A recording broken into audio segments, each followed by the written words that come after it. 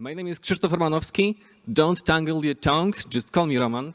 I'm lead Kubernetes engineer at Roche, and I want to present something that I was leading around Kubeflow specifically for Helm Chart. So this is not a presentation about Kubeflow per se, just about this work around Helm Chart. And some of you that know Kubeflow a little know that there is some issue when deploying that. Well, it's with customize, and because it's so big, when you want to parameterize for different environments, for production, there is just a lot of work. So there is this a long issue that was opened, like I think 6 years ago about Kubeflow Helm Chart, but there was much interest, but not too much development.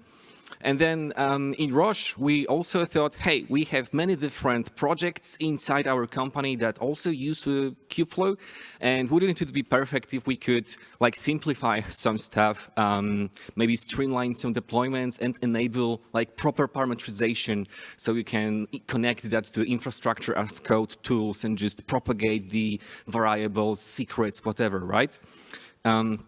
So I started leading that with some assumptions, and the basic assumption was that this Helm chart should only focus on the main components. So in the customize, you have everything like Istio, Cert Manager, there's a lot. And here we wanted to focus on just the basics because in bigger environments, on corporate projects where people already know how to deploy stuff like Istio, Cert Manager, or whatever, they often just want to do it themselves because they also have to care for some company policies, or maybe Kubeflow would be just one part of the bigger picture, right? So you want to have flexibility. And these were the basic assumptions. So this is just a list of what's included. As you see, the base components or the main components, and some of the supporting integration manifests. So some virtual services, some Istio gateways, OAuth2 proxy integration stuff, Knative, and so on. And because the CRDs for Kubeflow are so big, there is a separate Helm chart for that as well.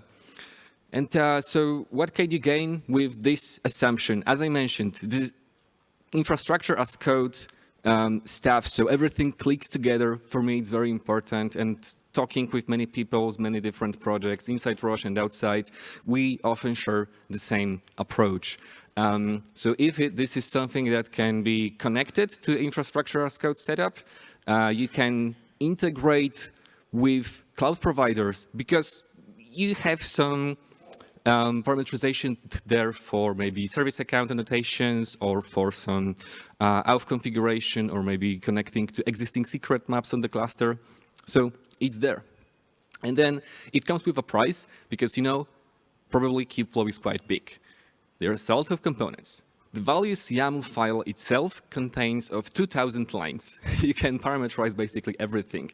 But then the basics are meant to be sane. So if you deploy something and just want to have a quick look if it works, you should only maybe have maybe 0 lines, or maybe 10 lines of the values YAML file. So it should be sane, first of all, sane. And what's next? So because this work was driven mostly by me, we had some people in Roche interested, even somebody there was doing some contribution. Hey, Aline, good to see you. So what's next is a very important question and interesting question because it was meant to be given to Kubeflow community, maybe to integrate with Kubeflow manifest repository. But then there is also this idea from Kubeflow steering community that they want to start their initiative with Helm charts, but create different Helm charts per different components. This sounds like a good idea as well. My personal take is that when you work for bigger environment, you want to have something like a base artifact that just works for you, and it's one thing that does one thing and it does it good. So maybe it will not get merged into that repository, but then we can do different stuff. Maybe we can reuse that with other distributions. I know people are doing their own distributions, and managing that with Helm and not with Customize can be a big benefit there.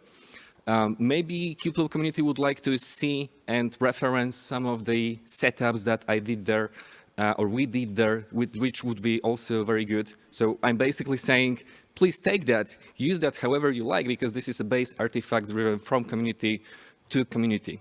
And then if you want to reach out, see the Kubeflow Helm Chart repository, there is a new release, there is information how to use that, there is quick start scripts, actually a few of them, so you can integrate with different stuff, and you can contact me, and let's see what else we can do and what and where further we can go with this.